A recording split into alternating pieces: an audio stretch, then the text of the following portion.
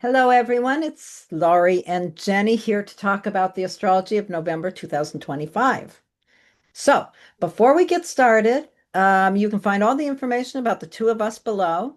And yeah, just do all the things. Like our video, share it, tell your friends, leave hmm us comments. hmm Anything you want to say before we dive right into the topic at hand? I would just like to invite people to sign up for my online monthly class about what's going on with the planets. It'll be a good support to what you will learn here from the two of us. So, yeah, that's it. And you can see the links for that below. That's really Okay, say. Yeah. great. Yeah, do that. Yep. And yeah, get on my website and get on my mailing list to hear about my life review process offering that I have going on right now. And if you're interested in natal astrology, don't forget to pick up a copy of my book, which is titled How to Read and Interpret a Birth Chart. You can find that where all good books are sold. So there you have it. And now we're going to talk about November. We are. We are going to talk specifically about giving you a horoscope for each of your rising signs. And to do this, we're really zooming in on this period of time when Mercury retrogrades. So it's really kind of a Mercury retrograde video because it really dominates the month from November 9th to November 29th. We have this, Mercury appearing to turn backwards in the sky. But before we get into the particulars of that, we were just going to do just a quick mention of how that cycle works before we jump into calendars and such. And so I think it's important to understand how these Mercury cycles happen because they happen several times a year. And how would you like to describe that, Lori? What's your kind of go-to for explaining the cycle? Oh, what a great question. Clearly none of the planets go backwards. But from our position on Earth, it's all related to the fact that Mercury is between us and the sun and how we view it from our position on Earth. There comes a certain point where it looks like it goes backwards and it retrogrades back and then it turns around and goes forward again. It's about a 3 week process each time, happening about 3 times a year. Was there something more than that you were hoping I was going to talk No, about?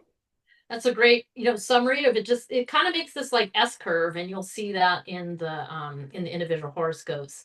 And Yeah. exactly as Lori said, and what it does for us astrologically, from the astrological lens, it gives us a chance to go back and revisit things that are inevitably left undone. And we can go back and we can work with that material again in a new way.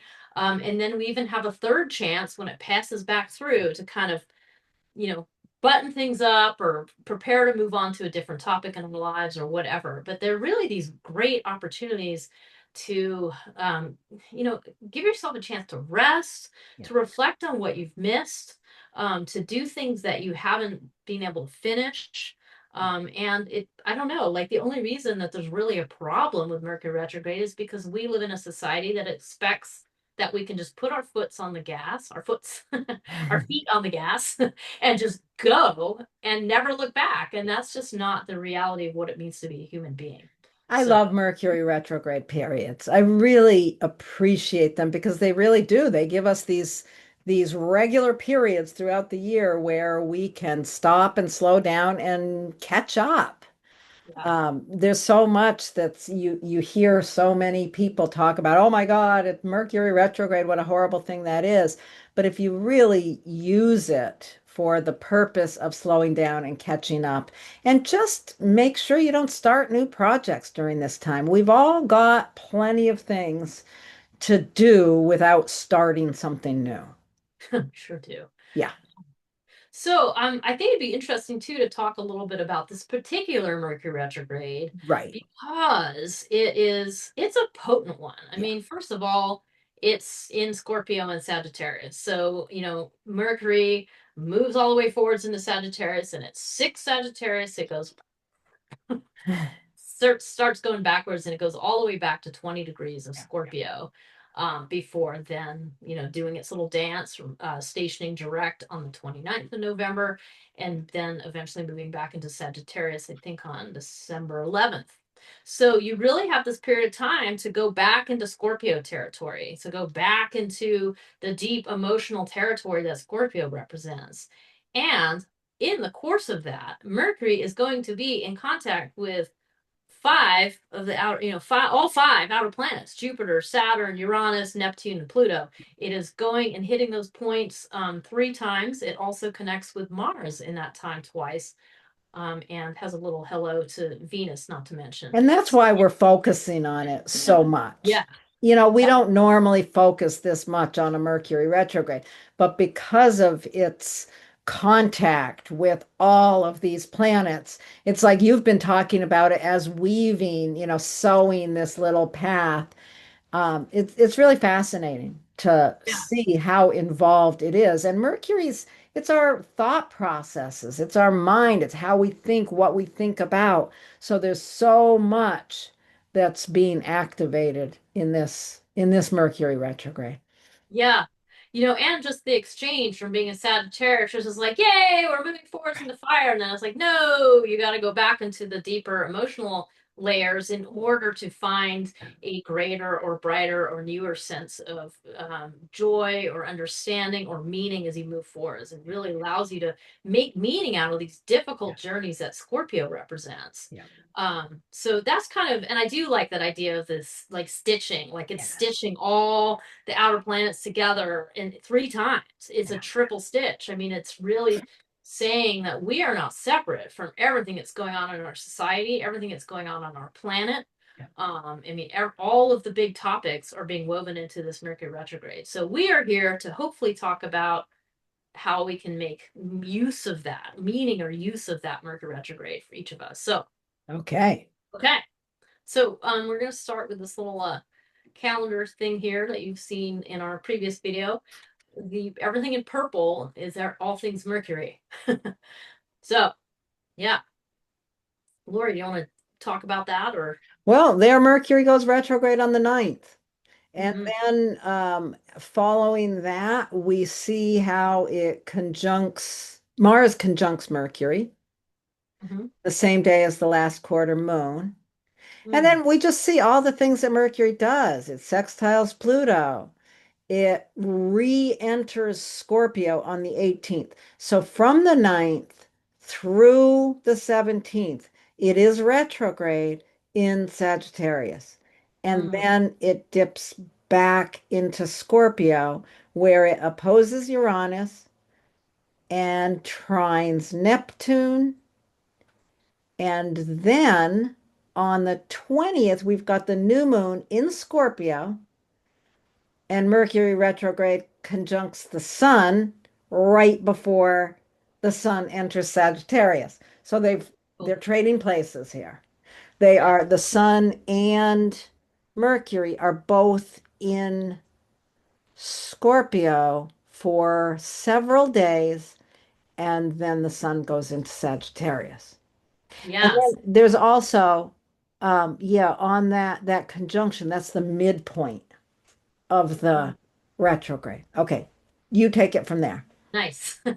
Yeah, so you really walked us through the first part of the cycle where it's in Sagittarius, but it's starting to go backwards and being like, wait a minute, something's not quite right here. I'm going to have to go back in. And so it's kind of walking backwards. And I like to think of it as sort of descending back towards Scorpio and then having this kind of, like you said, this kind of opportunities and sort of wake up as Mercury opposes Uranus. And then once you hit that midpoint, it also is happening the same day as the new moon in Scorpio. So I just think that's a real switch that's being thrown there. I mean, I think it's going to feel like it's walking back and then you hit that switch and it's going to move forwards in a new way, but you're still a new moon in Scorpio. Right. So in other words, it's a symbol for like this deeper kind of healing work, but maybe it's giving you a little bit of it's kind of the light at the end of the tunnel feeling like okay you're going to do this but you know you've got a little bit of a journey ahead of you but you can see that there's a purpose to it, you can see there's Mm. a meaning to it, you can see a little bit of the light associated with it. And so that whole second part of the cycle is it's in Scorpio Mercury, but it's really about what do I need to do in order to allow myself to move forwards. Mm.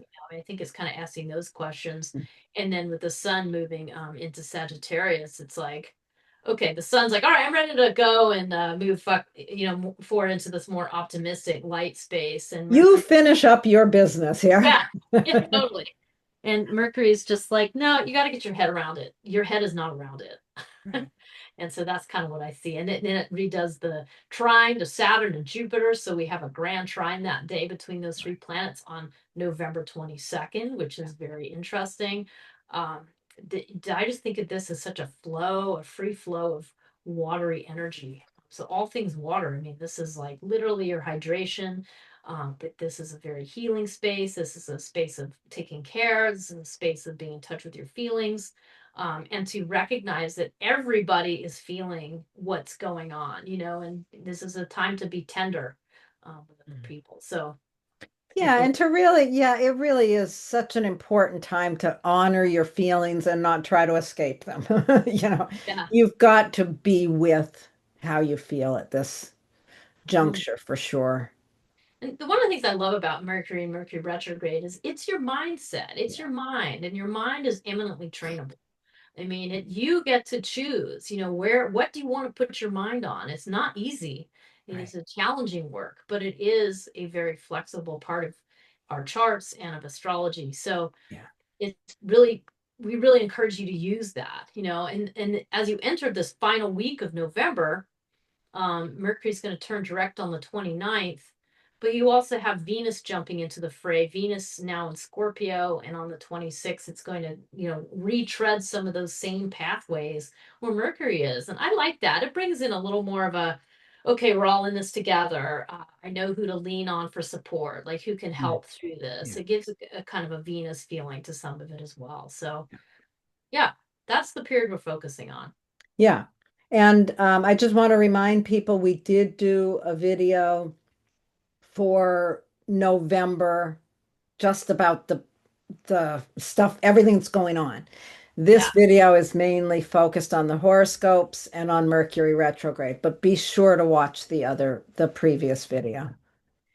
So I think we're ready to launch into, what this Mercury retrograde might bring up from sign to sign. We're hoping to impart just a little bit of a how-to guide here, how to use this Mercury retrograde. As ever, please think about the topics going on in your life and use that as part of your lens to think about Right. what's going on, and maybe Yeah. take a look at your chart, see what Yeah. it's going to hit. So, Okay. ready? Ready to go.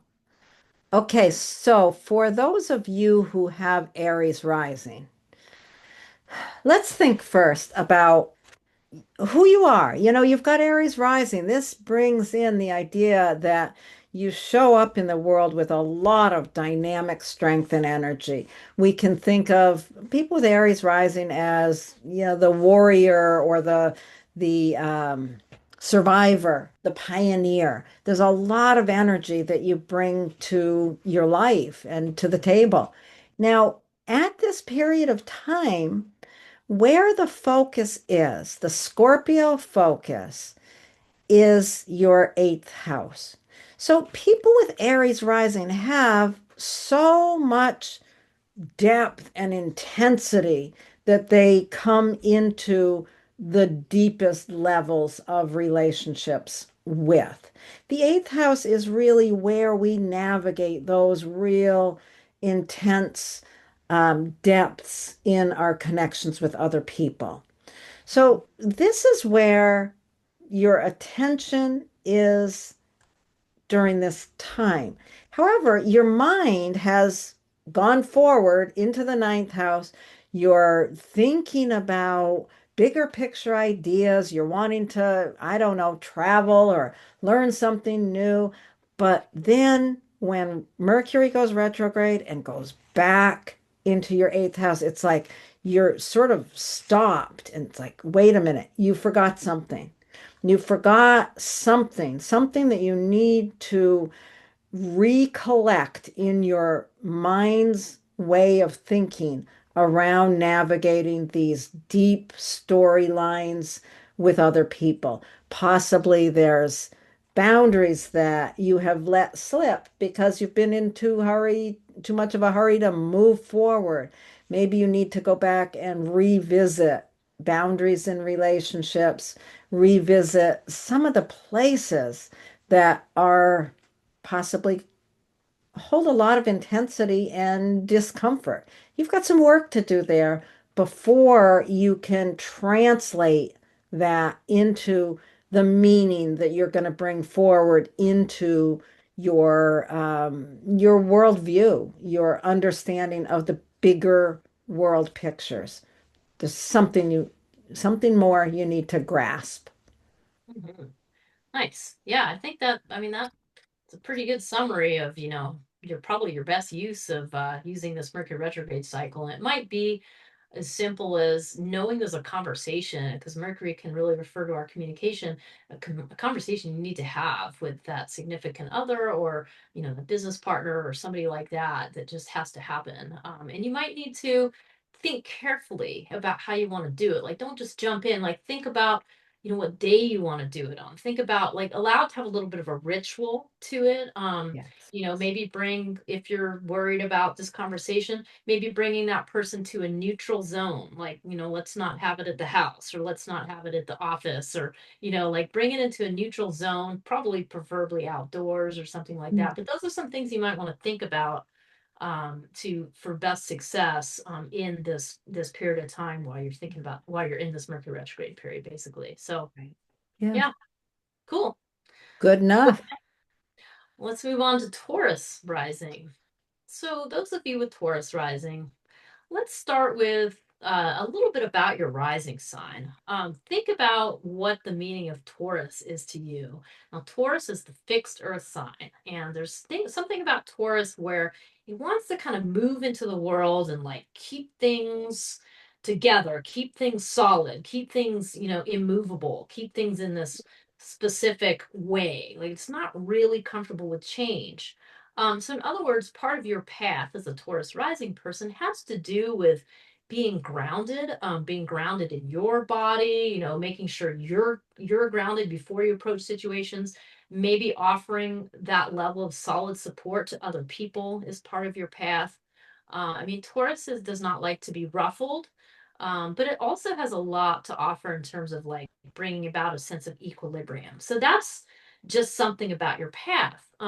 But what's really interesting for those of you with Taurus rising is it also means you have Scorpio in your seventh house. And this is where the focus is, this month, is a lot of Scorpio energy. Now, as we start this picture of the Mercury retrograde, it's actually in Sagittarius. Your mindset's already moved forwards. Sagittarius is being lit up, and it's sort of saying, "Hey, let's kind of hurry up and get through this piece where there might be some complications."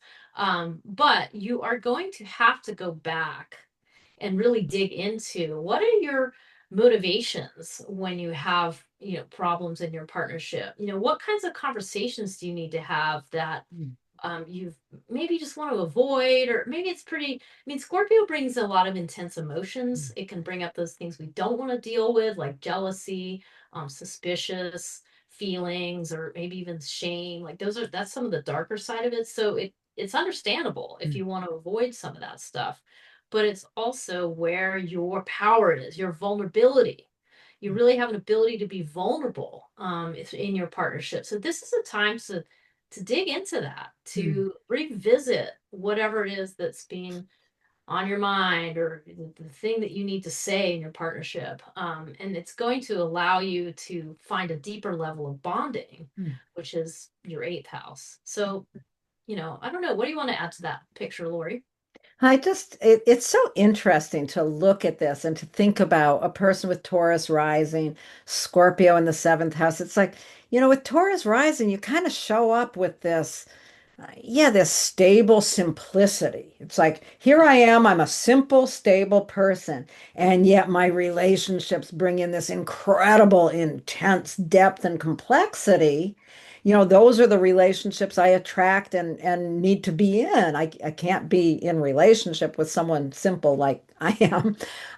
But then that when these people with Taurus rising have this intense depth and complexity in relationship, when they get into the deeper levels of navigating the difficulties of relationship, a lot more lightness and ease comes into the picture. And that's just kind of interesting to me to think about Yeah. that because we think that, the eighth house is generally so much deeper and more intense than the seventh house. But for this person with Taurus rising, it doesn't quite play out that way. But there is definitely something, obviously, I'm kind of just talking about the chart, but with this Mercury retrograde and the trading of signs of the Sun and Mercury going from Scorpio to Sagittarius and Sagittarius back to Scorpio, there's some way in which you're seeing something in that complexity of the relationship that you really would rather not see. There's some depth in there that you have to go back and look at. Are you feeling suspicious? Is there something under the surface that you're not feeling right about? Is it the partner, or is it simply you, seeing your own self mirrored here? But you really want to, and I think you did say this when you were talking about the motivation. What is it you're going back to reconnect with or re-understand within the complexity of your partner or your partnership? And really paying attention to what your motivation is. Yeah, And and oh, not assuming that any suspicion is actually about your partner. I mean, who knows? I don't know your relationship, but it could be your own mind mhm.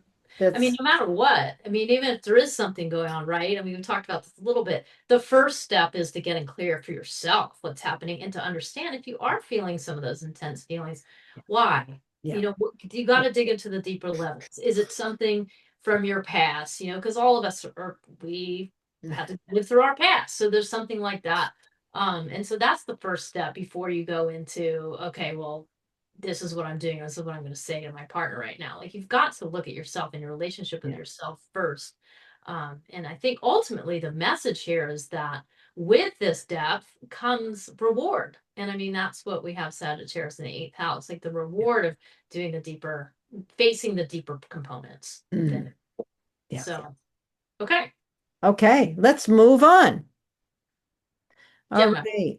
So now we're looking at people with Gemini rising. And before we go into all the rest of it, let's just think about people with Gemini rising show up in the world with this, I don't know, this level of curiosity and interest. There's sort of a lightness that you often see in people with Gemini rising. The mind is very active and communication is very important.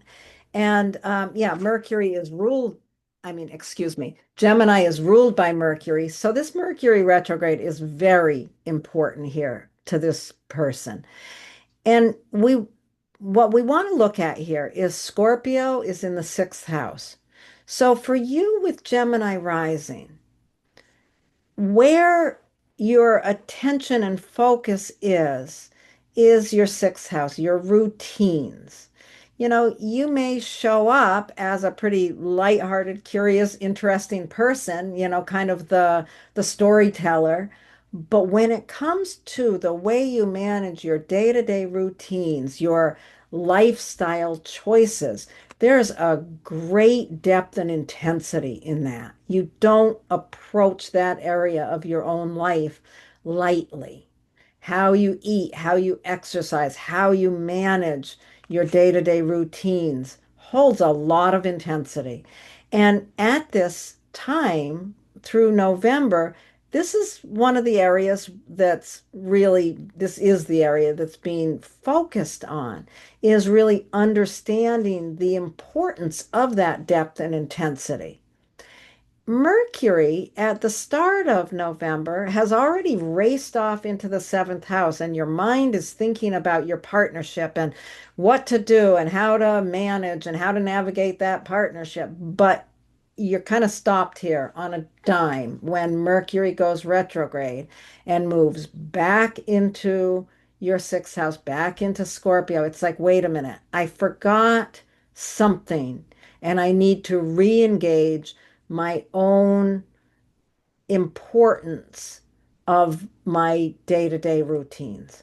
There's something in your day-to-day routines that you're trying to get away from, and you have to go back and reinvestigate it, recommit to a particular level of depth and intensity in how you navigate that Yeah. area of your life. Yeah, and I think this is bringing up an important question for me, which is, how do you handle stress? And is the way that you're handling stress on the day-to-day level kind of bleeding out into your relationships in an unhelpful way? And so I Huh. think that this time period might be about going back in and reevaluating that. How am I handling my stress levels? Am I Huh. releasing enough energy? Am I releasing enough intensity in the way I'm handling my routines? I.e., am I getting enough exercise? Right. Am I meditating? Am I attending to pain I have in my body? Like maybe it's time to go to the chiropractor or something like that, and really kind of digging into, what are the things that I need to handle better so that my relationship can be this more joyful, adventurous place, which is what I really want it to be, a Sagittarius rising there. That's, Right. that's what you're going for. So Right. it might be something to do with that. And I always think that the line here between the sixth and seventh house is what's subterranean, what's going on with you, that's going to then impact all of your Right. outer relationships. So I think it really brings the focus right into that. And it really is asking you to answer that question. Yeah. So yeah, That's great. That's great. Awesome. Moving on. moving on.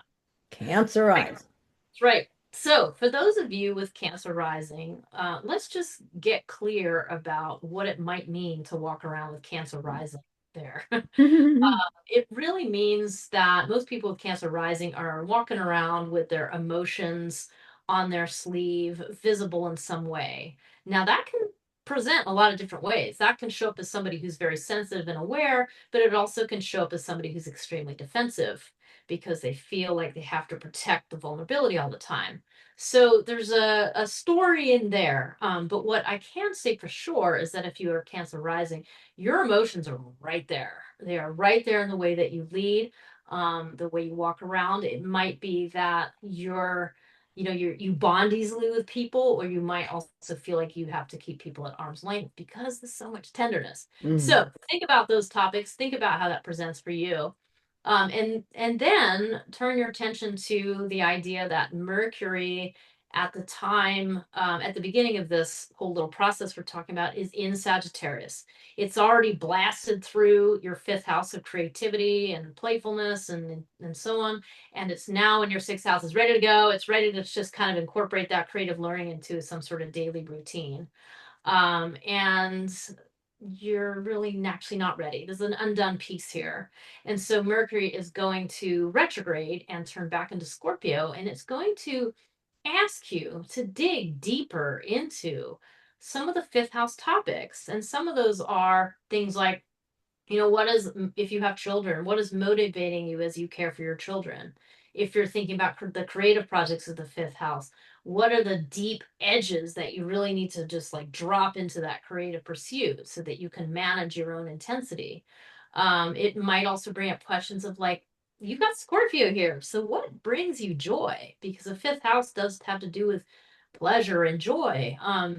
And Laurie brought to my attention too, and the idea, at least for me, that risk can be something that brings joy, like the taking of risks, somehow the walking on the razor's edge that Scorpio represents could be something. But that's what you really want to use this Mercury retrograde, though, is to get deeper into what brings you joy. How do you want to share your unconditional love with other people? Like, what's driving that? Yeah. Like, what do you really feel lit up by? And then as the process then continues, the sun moves into Sagittarius on the 21st of November, and later on, Mercury will join it. It's really allowing you to bring that depth into a more daily routine, into something that supports your health better. Right. So, yeah. Hmm. Yeah, the only thing I want to add to that, I just keep thinking with Mercury going back into Scorpio, what is the motivation? What's the motivation? I think that's one of the questions to ask with that intensity in that fifth house, the fifth house being how we give of ourselves most authentically, how we give. And anyone with Cancer rising, how they give of themselves is deep and intense. And it definitely involves risk, whether it's the risk of mountain biking or the risk of falling in love. There's that intense risk. And there's something in that risk of showing up as the authentic lover that needs to be re-looked at. What's my motivation with this level of risk? I don't know, there's something in that to think about. Hmm. Yeah. But yeah, once you find that, once you find what it is that needs to be re-examined in how you give of yourself, then Mercury can turn back around and go back into Sagittarius and bring that into the light of the routines and which, yeah, you've got a much lighter attitude there when it comes to health issues. And Now, it's bringing up this other little topic that's sneaking into my mind here with the Scorpio in the fifth house, and that's the idea of like what's compulsive to you, what can you get obsessed by, and also the fifth house can be something like gambling, So it also might be looking at where are you overdoing, are you hedonistic? Are you going too far into pleasure in a way that can't really be brought into your daily routines in a healthy way? So it might be having to kind of check yourself for balance here too in a certain kind of way. So anyway, that was just a little thought that snuck in there. So I think that's a good one. I think that's really important. Wherever Scorpio is for any of us, it is an area where we can get obsessive.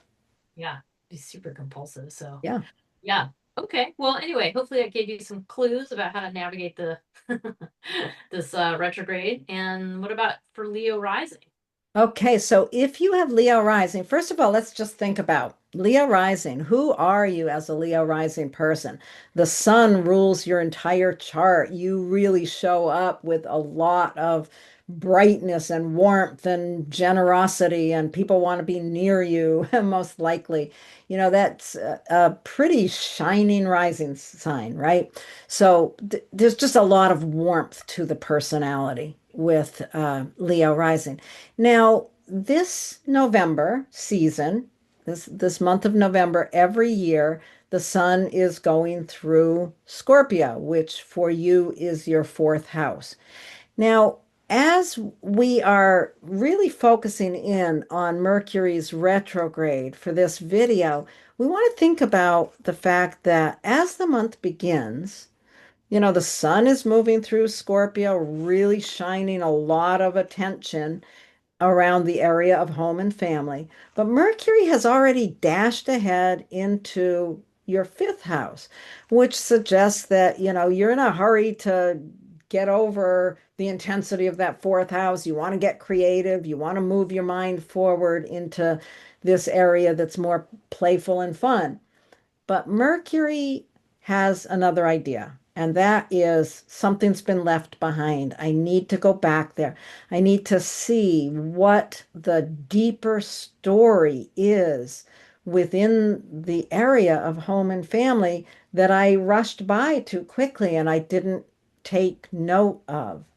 So you want to think about what is it, with Leo rising, your connection with your home, your family, your ancestral line. There's something very, very intense and deep in that area that you need to go back and revisit and ask yourself some questions. What is it in that area of home and family that you need to be paying attention to in order to more authentically bring yourself into your creativity at the end of this process? Hmm. Yeah, that's pretty intense, right? To have Scorpio in your fourth house. I mean, this Yeah. speaks to a pretty deep emotional foundation, and that there could be some, you may have had to do a lot of work in your life to establish your own foundation, despite showing up as a shiny Leo, there's actually this real depth, at the roots that has to happen. And it does seem like with Mercury retrograde here, I mean, the fourth house can also at times be the house of endings. And it might be that there's some sort of shift in your family territory that you're trying to grapple with, and it might be something really intense. I don't know, maybe a death in the family or some sort of shift like The that. family members got deported. Yeah, I mean, maybe someone's disappeared. I mean, that's a really good, that's a Scorpio thing right there. Yeah, so this is a time when you might be like, oh, I'm just like moving forwards, and actually you're gonna have to go back and revisit whatever this thing is. And it's like it's not that Scorpio is bad, but there is an intensity to it. And for you particularly as a Leo rising person, it seems like there's something that you've got to get at in order to reset your roots in a Mm, new way. And that when you do that, if you accept that challenge and you use this Mercury retrograde period to do that, then when it does go back into Sagittarius later in December and the sun will already be there, you'll really be able to reap the benefits of that. You'll be able to kind of occupy this lighter space of, mm, okay, now I can fold all that intensity into some kind of creative process, mm, or I can take that learning and fold it into, a positive way of telling a story and how I want to raise my children, mm. like it's going to be their lineage too. Right. So there's something in all of that. Yeah, this is a profound time to reset your roots. Yeah, interesting. I like that. Yes. Okay. Well, thank you. Let's carry on. Carry on. All right. So we're to Virgo rising here. So let's just start out with taking a look at what it means to be a person with Virgo rising. Virgo, right on your ascendant. I mean, Virgo is a mutable earth sign. And I think one of my favorite things about Virgo is it has this real desire to be helpful. It has this kind of altruistic streak of like, I'm here to help people. I'm here to be of some kind of service in some way. And it's very practical. It's very much like, and what does somebody need? And finding out what somebody needs and then attending to it.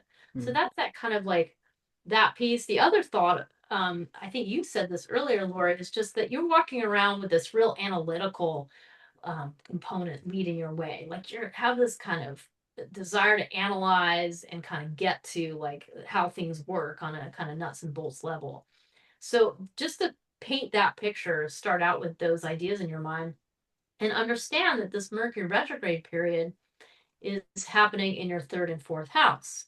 So when the stars on November 9th and Mercury retrogrades, it's going to be in Sagittarius. It's already moved ahead to something in your fourth house, which is your the house of home and family and how you feel in your own skin mm, is one of the ways I like to think about it. And you're going to come to find out when Mercury retrogrades that there's something that you have to go back and do and set right and grapple with. And in your case, it's something to do with your conversations. It might be that this is some intense conversations you've had recently, and you're not quite sure if you handled them the way you wanted to. You're not quite sure if how you approach them because there's a lot of intense feelings that went into it.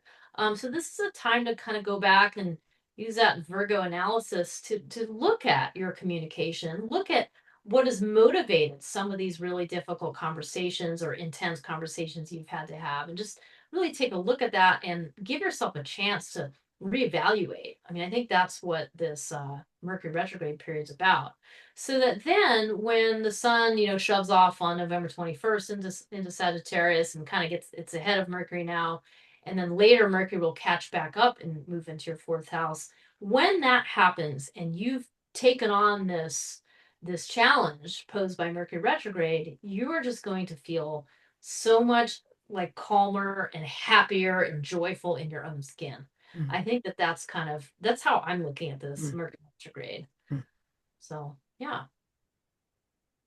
Yeah, I think that's great. And I kind of went down a rabbit hole of just listening to you and because this one's mine and it's like, oh, yeah, that all makes a lot of sense. That area for anyone with Virgo rising, that area of communication is so fraught with intensity. Mhm. Every communication seems like so powerful and so intense that sometimes it's difficult to even understand what's being said. And I really like this idea of going back. And that third house is also, you want to remember that third house can also involve relationships with siblings and neighbors. And so there might be something in the intensity of those relationships that has to be revisited as well. Hmm. This is making me think maybe I should go visit my sister. At Yeah. any rate, yeah. That's good. So the third house has a lot of things.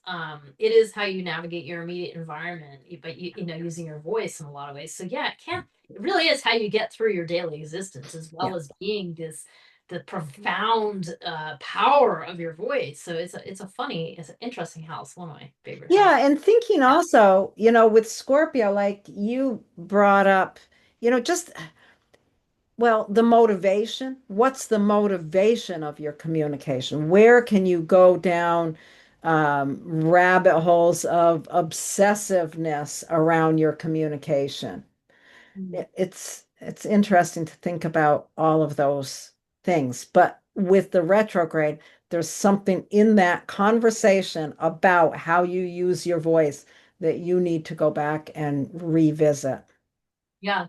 And I just want to add one other thing, which is just that Sagittarius is a mutable fire sign. So I kind of like how it like brings in this kind of like this lighter, just more movable energy into the fourth house. Like, sort of like fluffing up your pillows and, redoing some of the decorations just to bring a little more light. Like maybe it's time to, not have dark curtains up, or that sort of thing. Like just bringing more light into, I mean, that's Interesting. ultimately what you're aiming for. Interesting. Yeah.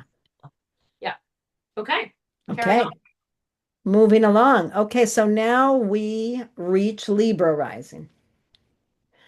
Let's think first about Libra rising. Who are you as a Libra rising person? Libra is the cardinal air sign. It's an interesting sign because people think about Libra as the scales, the balance, it's all about relationship, but it's a air sign. It all of Libra's balancing comes from the intellect, from knowing what is right and what is wrong.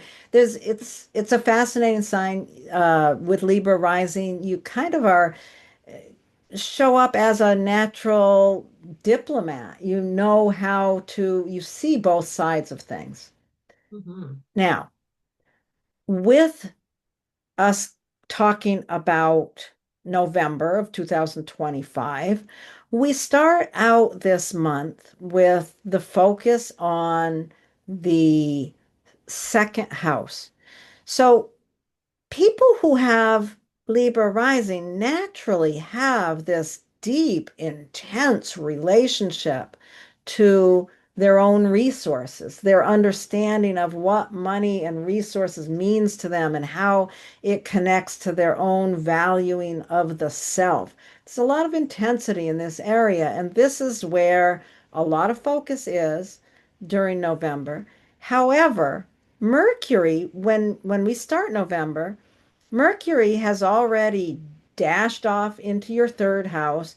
Your mind wants to communicate on a lighter level. It wants to think about lighter things than all those challenges around money and resources, but it has to go back. There's something in the understanding of money, resources, self-worth that has to be reevaluated.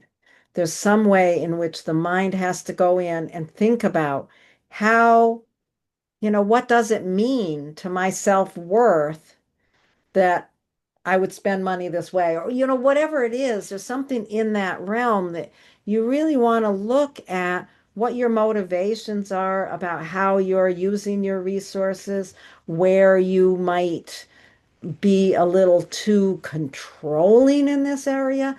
There's some issues that really need to be re-engaged before you can dash forward into the lighter area of the third house.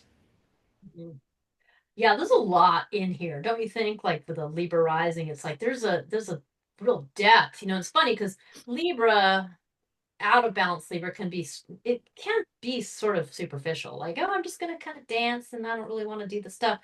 But when you look at the reality of a Libra rising chart, there's a lot of depth that goes with the self-worth piece, that goes with the values, that's hidden from view, that isn't as obvious. And so I think that this Mercury retrograde period really gives a Libra rising person a chance to kind of really exactly like dig into what's going on there. What is the value system?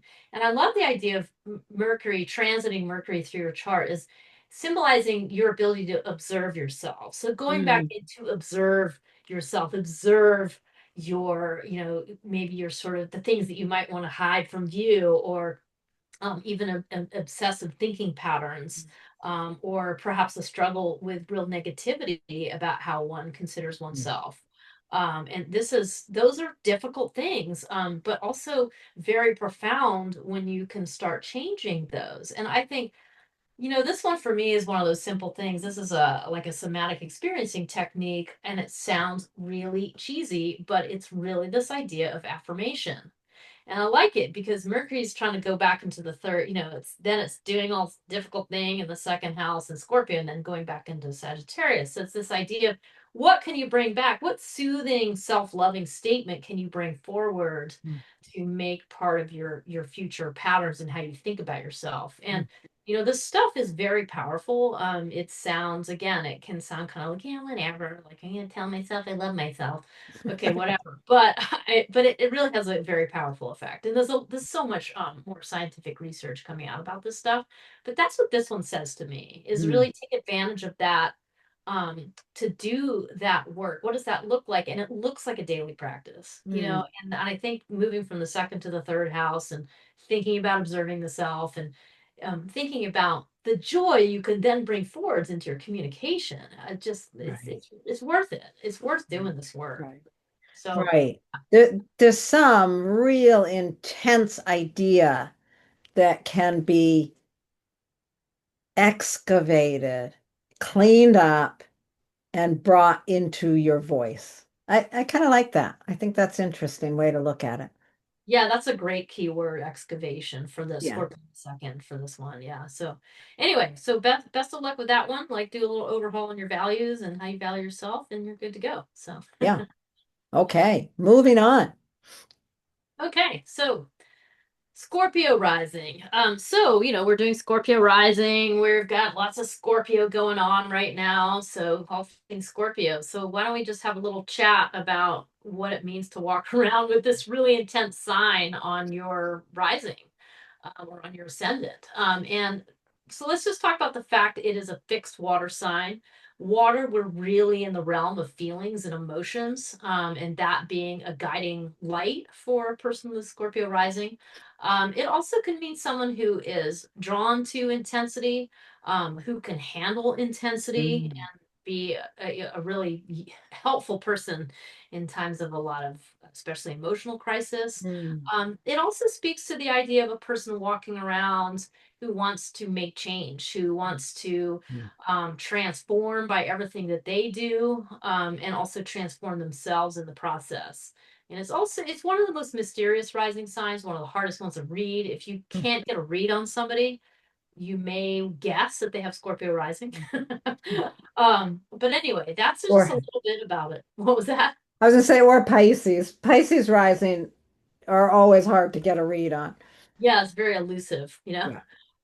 So anyway, like during this time period, when we have this Mercury retrograde, now as we start and as November starts, Mercury's already in Sagittarius. It means it's already moved forward. It thinks it's all done with this thing, and it's moving right on into worrying about issues of money, or your value system, and perhaps you value adventures and exploits a lot. And Mercury's already like moved into that. But it's about to retrograde and it's going to go back into your first house.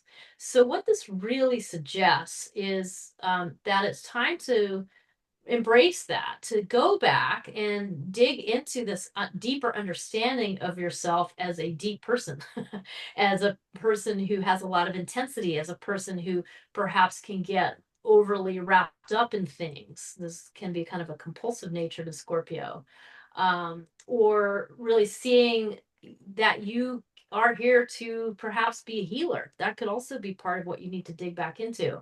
And that's what this task before you is to accept that challenge, to be willing to go back and look at the self. And again, I'm thinking about Mercury as this kind of observer character. So this is an opportunity to observe yourself in a new way. And it's not easy to see yourself in the rising sign because for all of us it's like you got to look in the mirror. You can't really see it.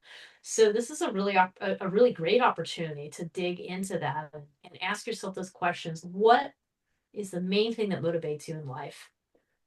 Yeah. So, Yeah. yeah. I it's really interesting. I like that you said you've got to look in the mirror. And I think for somebody with Scorpio rising, that's a great instructive thing to do. Look in the mirror during this period of time when Mercury is back there in the first house. What is it within yourself that you're not seeing clearly? What is within that depth and intensity that you need to look more clearly at? Because, yeah, it's hard for us to see that rising sign because it is so close to us. But I'll tell you, it's what other people see.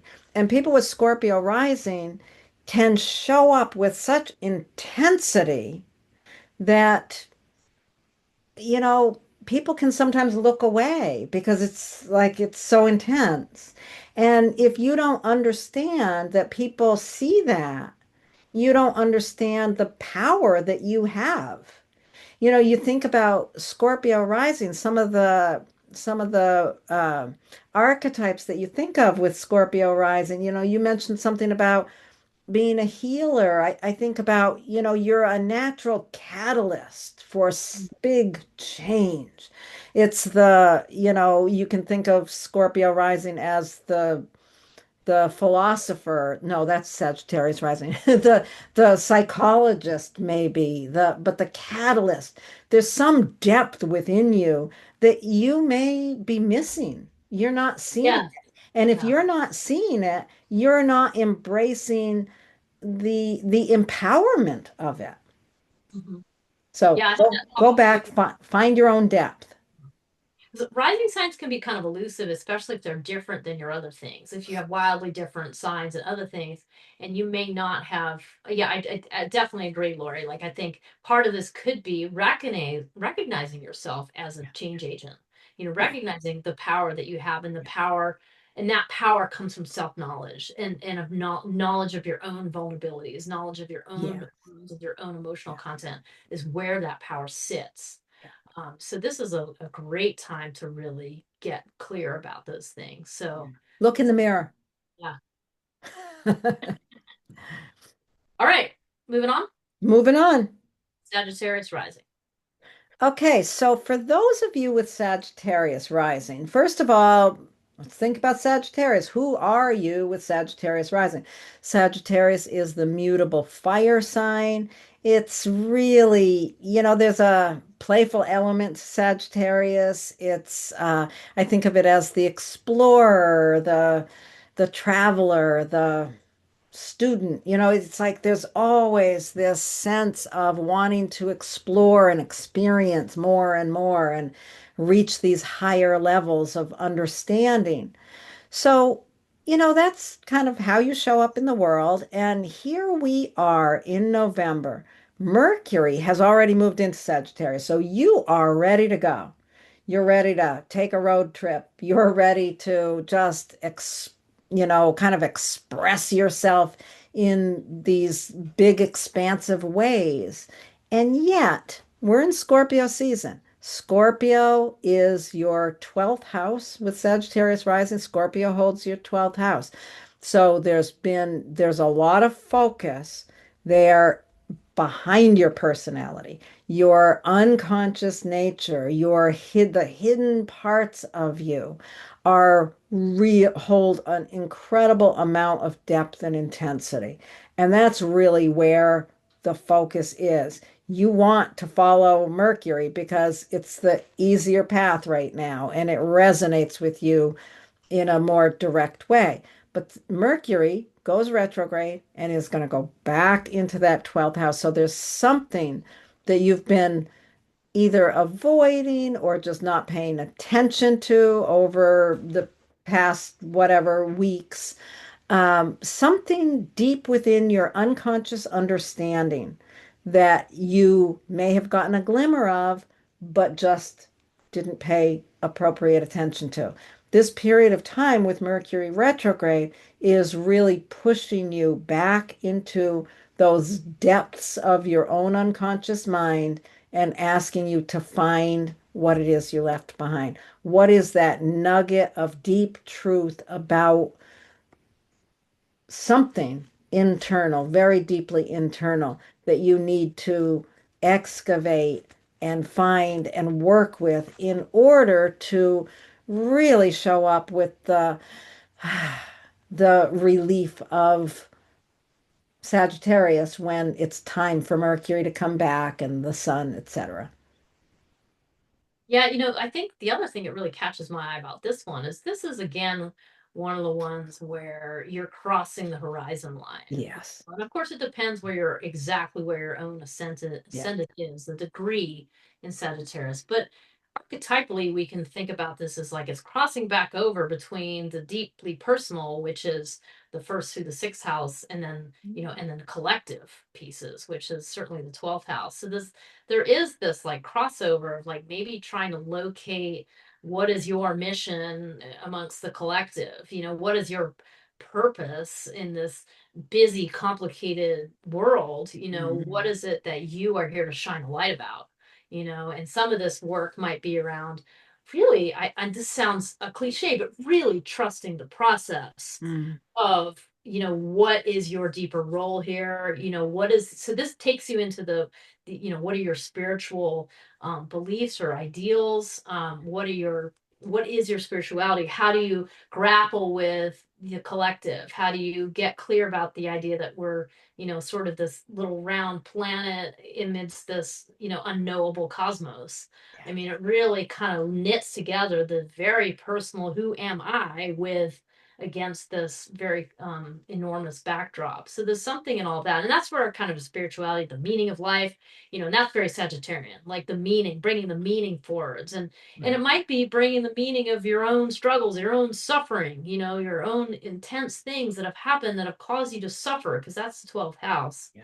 And with Scorpio, it speaks to a fairly deep wounding, but this is where you get to, make it new meaning of it, have a new Right. understanding of it, how Oh, understand how that lets you be the teacher, which is what Sagittarius can be, this wisdom teacher, how to really bring that into the process. So it's not the easiest one to articulate, but I think it's a very powerful one. yeah, I really like what you've been saying about that. And as you were talking, I was thinking about Mary Jo's conversation about the 12th house and really thinking about this as a period of time where information can come to you from other sources. You brought up the spiritual side of that 12th house, and really the 12th house allows us to understand these deeper layers of who we are, whether it's, whether that understanding comes through psychological, discovering and working with our deep psychological patterns or our spiritual understanding. Both of those are embodied in that 12th house. So during this period of time, there's really access. There's a lot of access to those deeper levels. Mm-hmm. Yeah. Interesting. Yeah, this one, yeah, it's a good one. I got a couple of folks in mind too with this, and it brings up some interesting Yeah. topics for sure. Yeah. So, yeah. Okay. To move on. Moving on. So Capricorn rising. So let's just start by talking about what it means to walk around with Capricorn rising here. I mean, Capricorn is the cardinal earth sign. So there's a lot of ability and capacity here to make things happen. It's a fairly ambitious sign, but it's also one that knows how to do it. It knows how to kind of look at the big picture, look at a plan, and then execute a plan and to delegate to others. It knows how to bring other people on board. So it's got a lot of leadership Mhm. capabilities here. And since it's Earth in a very practical level, Capricorn can be a bit stern. That can be sometimes something that makes it difficult. It can be, I mean, it can be downright domineering too, let's be real. But it is a very effective sign. Mm. And it's interesting. And of course it sits next to Sagittarius. So there's a tight connection there. Sagittarius is a much more joyful sign. So anyway, before I go wandering off to some other topics, let's bring it back to this time period right now, which is November. And for the first part of November, Mercury is in Sagittarius, and it's kind of moved forward as it was in Scorpio, and now it's just moving right on into these like philosophical kind of spiritual wisdom types of topics, and it's ready just to really just dance into that. But it's going to retrograde. It's going to retrograde back into Scorpio, and that means it's going to go back into your 11th house of your community. So this suggests that there's something that you need to revisit about your community, perhaps your community interactions, perhaps your motivation for being part of one community versus another. It's bringing into question maybe, do the communities that you're part of really support you? Can you receive the support that those communities have to offer you? And I just want to add, like, community can really mean a lot of things. I mean, community can be just you and your partner at home. That's a community. Or it can be you and a crowd of people protesting, or it can be, I mean, it really extends. It can extend from the very personal to much more broad. And I really want to encourage whoever's listening to this to really take that on board and think about the different types of communities that you're part of, and think about your emotional involvement in those communities, because that's what this Mercury retrograde's getting at. It's getting you to look at that. What is the emotional involvement? Where does that serve you? Where does that not serve you? Are you here to help transform those communities? Are they transforming you? I mean, these are sort of the topics, and all of that is going into your kind of psychological understanding of yourself. That is your 12th house, like later on when both Sun and Mercury are firmly in Sagittarius. So this is a very contemplative time, I think, for those of you with Capricorn rising, and Mm. really look at the power behind that Capricorn desire to lead. Mm. What's really driving that? Yeah. So yeah. Yeah, and what is the deeper understanding of community that you need to be going back to look for? I think when I think of the 11th house, I think about, when I was first studying astrology way back in the olden days, a million years ago, people talked about the 11th house kind of differently than they do now. And there was a Mhm. lot of conversation about hopes and dreams for the future. And the way I think about that 11th house is it's our hopes and dreams for the future and the people that support us to that. The 11th house is the people that support the community that supports us. Mm. Um, so what is it? If you've got Capricorn rising, yeah, you show up in the world as I'm the authority and I know, I'm an authority here. But when it comes to community, you got a lot of vulnerability. When it Mm. comes to allowing yourself to be supported by a larger community, maybe there's just a vulnerability in that is difficult for the authority to allow that kind of vulnerability. Because wherever Scorpio is, you've got a deep vulnerability. There's a deep, deep intensity, emotional intensity in that area that, yeah, can feel very vulnerable. So, what is the vulnerability to community that you need to go back and understand and grapple with before you can move forward? Yeah, so in a nutshell, like from what you're saying, which is awesome, it's like you're really learning how to be a better team player. You're really learning how to be like, what is the emotional realities as you're, for people, for you, as you step into this like Capricorn delegation space. Like, I think that's what's happening here. It's so interesting. I mean, there's so much, water stuff with the Grand Trine in water. I don't want to get us off topic, but Capricorn doesn't want to be vulnerable. You know, Capricorn really struggles with that. And this is a period of time that I think is incredibly valuable for someone with Capricorn rising to really consider what vulnerability means and where there is strength and learning and healing. And really, our power is in our ability to be vulnerable. Yeah. Even Capricorn cannot be invulnerable.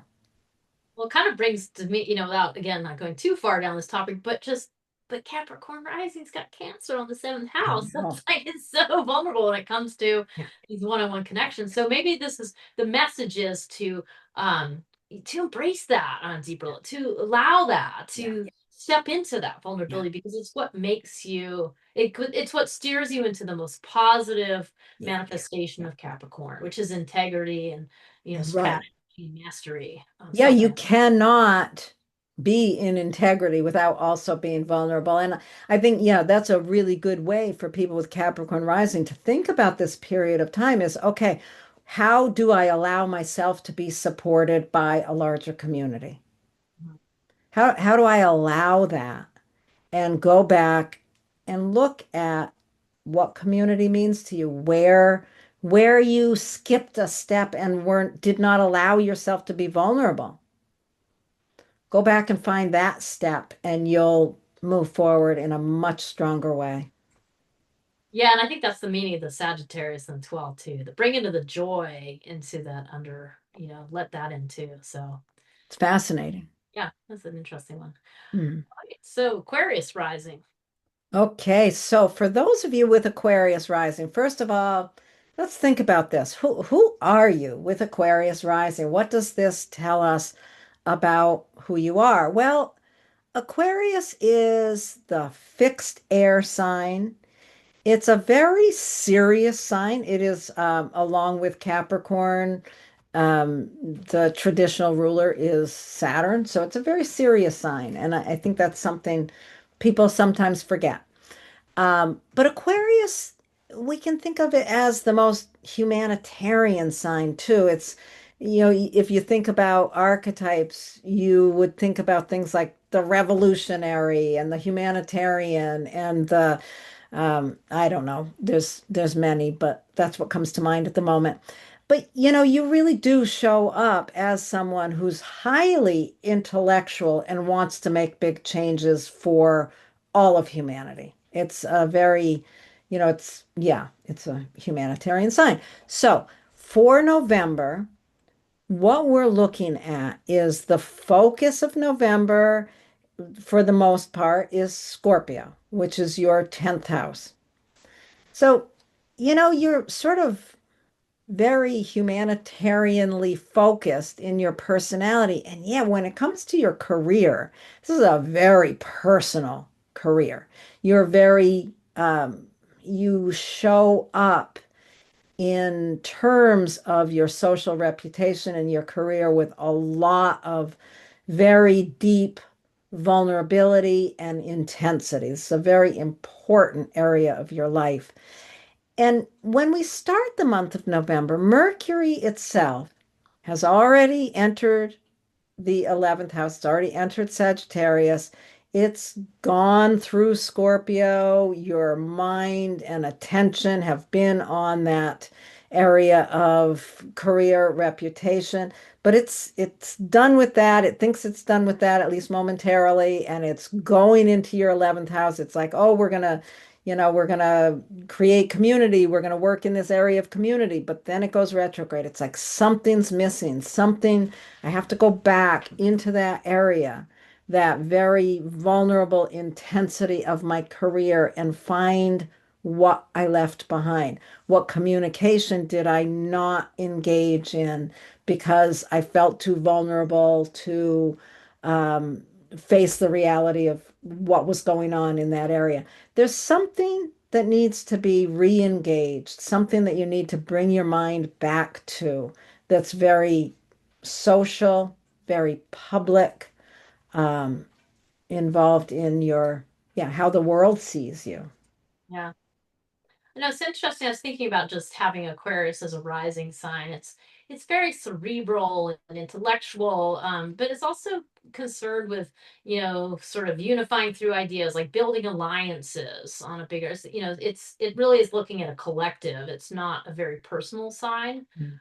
Aquarius, so it kind of has that, but really what this is saying, and at this time period is going to allow you to do when you have Scorpio in the 10th house, is that you have to bring the emotional realities, the truth of people's struggles and suffering and vulnerabilities and so on, have to be part of Mm. picture, because Aquarius out of balance can kind of be like, I don't need emotion, I'm all set with that. Right. I'm just going to circumvent it. And that's this picture is giving you an opportunity to really dig into the deeper layers of how to connect on the emotional level, not just the social kind of air level. And I think that that's what this opportunity is Mm. about. And you are doing it through, the first and the 10th house, and Aquarius and Scorpio. I mean, these are very powerful houses. Yeah. So you really do have this capacity to make transformative change through the work you're doing in the Mm. world. And I think that and this picture is encouraging you to go back and dig into that piece about it. Yeah. Let yourself maybe take some time with some solitude, so you can understand that, you can understand what emotions you're bringing to your profession, and then what you'd like to do to help other people with their intense Yeah. emotions, because that's kind of what this brings up. Huh. Yeah. So, and then you get to be this like fun party goer, like in the community, as well as being this serious change maker in your workspace. But you really get to also show this more joyful face, and clearing out those, kind of chasing out those channels of the intensity, is what's going to allow you to, flood it all with more joy. I mean, bring more light to what you're doing. So, One of the things I love about doing these videos, Jenny, is just seeing the chart basically naked. yeah. Ooh, Other than the planets that we've popped in there for our conversation, but to see the chart naked. And I would encourage, I'm sure only Aquarius rising people are watching this at this point, but I would encourage people to carry around with them a copy of their chart with no planets in it and really get familiar with what that tells you about each area of your life, because that can bring such profound understanding. Yeah. yeah. And I could go down a very long rabbit hole with that conversation, but we'll stop and go on to Pisces rising. Well, hopefully it's helpful in navigating this Mercury retrograde. Pisces Yes. rising. All right, so those of you with Pisces rising, let's start by breaking down what it means to have Pisces on your ascendant there. Pisces is a mutable, mysterious, mystical water sign. Having Pisces on your ascendant is, I mean, I think we said a good keyword earlier, which is the idea of being elusive. There's an elusivity here where, because the sign of Pisces is a two fish swimming away from each other. And I always think of like sort of these magical fish like darting away. And where'd they go? Kind of brings that into it. So it really means that you're a person walking around the world with this very sensitive, elusive energy. You have a very easy, clear understanding of what suffering might mean, of what tenderness might mean, of the struggles people are having on the emotional level. Like you really have a radar for other people's feelings. And so, I mean, there is a need to kind of, protect this sensitivity, but also I think we need more leaders with Pisces as the forefront. When you talk about it in the positive, the idea of difficulties, because there is, of course, the whole delusional deceptive piece, which is also rampant right now. um, but anyway, suffice it to say that if you have Pisces rising, you're really walking around with this portal Mm. that links inner and outer very easily and effortlessly, which can be great and difficult.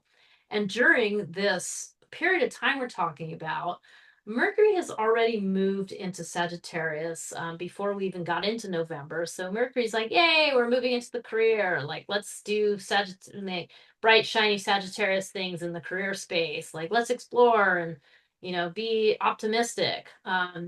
But Mercury is not done. It has to go back into Scorpio because it's entering a retrograde period, and it's really taking your mind back into Scorpio space. And for you, this is a place where you hold a great deal of wisdom. I mean, you Mm, got Scorpio in the ninth house. That means it goes really beautifully with that whole Pisces conversation, where you just have this mm, innate understanding of the struggles of other people, and that you really can understand suffering on a level that maybe other people, and trauma and difficulty, and understand that that's what is driving a lot of people. mm, So you kind of have that immediately at your fingertips. And the Scorpio retrograde period is giving you an opportunity to go back into that, to go back into that space. Maybe just ask yourself some questions about how you handle this space.